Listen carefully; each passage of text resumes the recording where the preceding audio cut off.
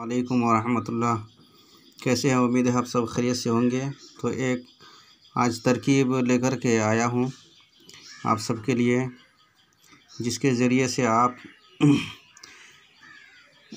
جس عورت سے اگر کسی عورت سے کوئی شخص اگر شادی کرنا چاہے یا محبت کرنا چاہے تو وہ یہ عمل کرے، انشاءاللہ اس کا جو ارادہ ہے وہ حاصل ہو جائے گا۔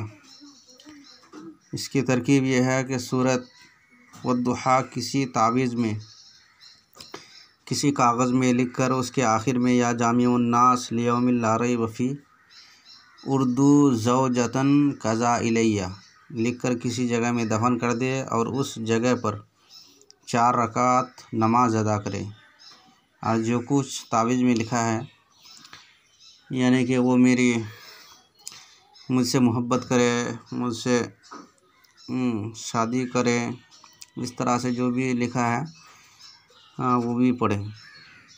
تو اس طرح سے کریں گے تو انشاءاللہ تعالی آپ کا جو مقصد ہے وہ حاصل ہو جائے گا۔ السلام علیکم ورحمۃ اللہ۔